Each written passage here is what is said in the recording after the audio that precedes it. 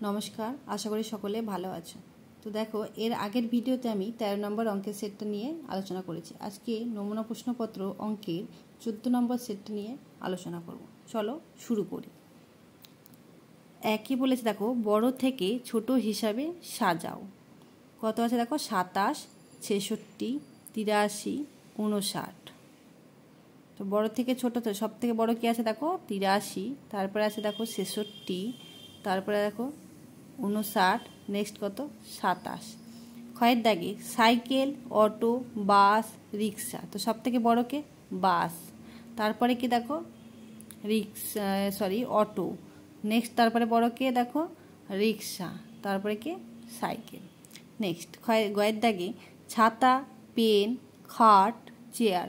তো সব থেকে বড় কে খাট, তারপরে দেখো চেয়ার, তারপরে ছাতা, তারপরে পেন। নেক্সট 2 কথায় লেখো। এখানে 5, 10, 5, 55 আছে, সেটাকে বানান করে লিখবে। নেক্সট দেখো সংখ্যায় লেখো 79, তো সেটা কি সংখ্যায় লিখতে হবে। আর 7, 10 লিখবে দেখো 79, তো 7, 10 9, 79।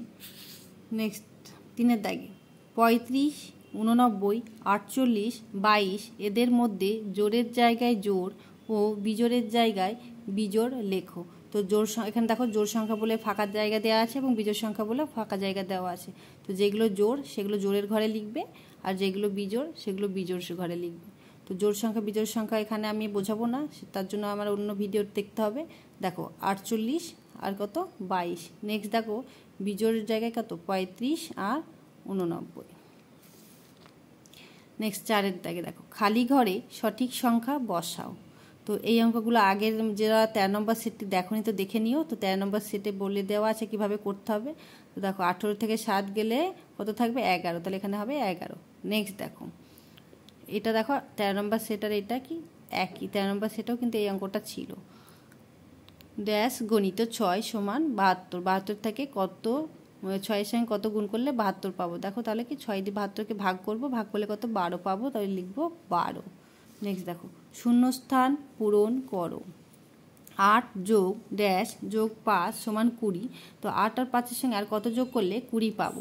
দেখো 8 5 13, তো 20 থেকে 13 গেলে 7 পাবো, তো 7। নেক্সট দেখো 8,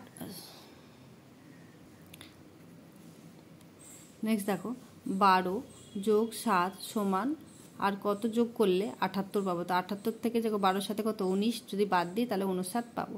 2 অঙ্কের বৃহত্তম সংখ্যা দুটো নয়। 1 ঘন্টা 30 মিনিট সমান কত মিনিট। তো 1 ঘন্টা সমান 60 মিনিট, আরও 30 মিনিট সমান কত 90 মিনিট। তো উত্তর লিখবো 90 মিনিট। নেক্সট দেখো যোগ করো। তো 85কে 79 দিয়ে যোগ, তো যোগ করলে কত হবে দেখো 164। নেক্সট দেখো বিয়োগ করো, 67কে 29 দিয়ে বিয়োগ করতে হবে, বিয়োগ করলে কত পাবো দেখো 38। নেক্সট গুণ করো। তো 48কে 9 দিয়ে গুণ করতে হবে, তো 9 দিয়ে গুণ করলে পাবো দেখো 432। নেক্সট 7 দিয়ে 84কে ভাগ করতে হবে, তো ভাগ করলে কত পাবো দেখো 12 পাবো।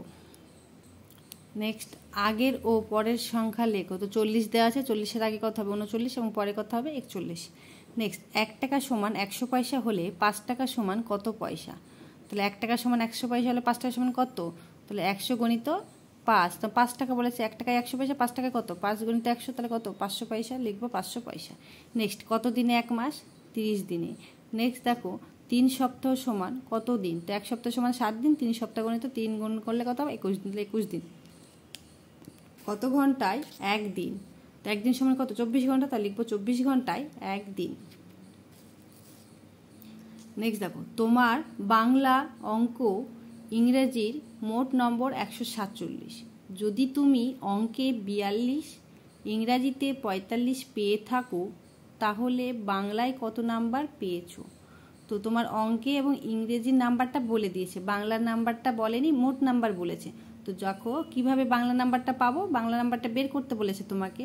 তো যে দুটো নাম্বার তুমি পেয়েছো সেই দুটো নাম্বারকে যোগ করে মোট নাম্বার থেকে বাদ দিলে কি পাবো বাংলার নাম্বার। কেন 3টের যোগফল বলেছে 147, তো দুটো দেওয়া আছে, যে দুটো যদি বাদ দিয়ে দিই বাকি কে থাকবে, সেটা পড়ে থাকবে, সেটা কি বাংলার নাম্বার।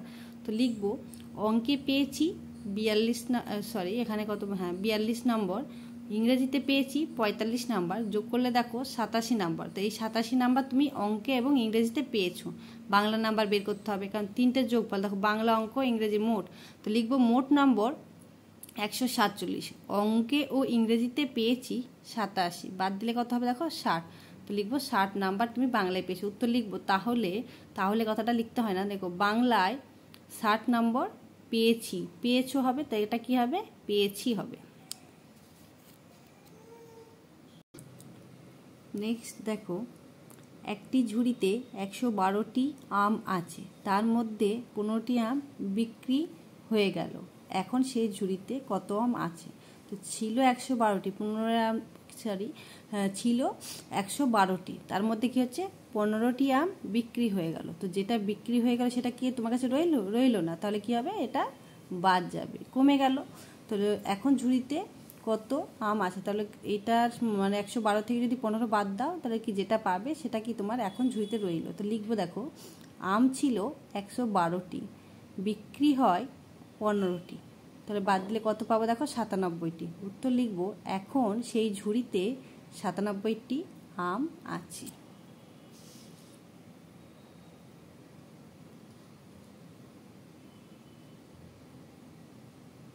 নেক্সট, তোমার কাছে 64টি চকলেট ছিল, তুমি বোনকে দিলে 20টি, বাবা পরে আরও 15টি চকলেট তোমাকে দিল।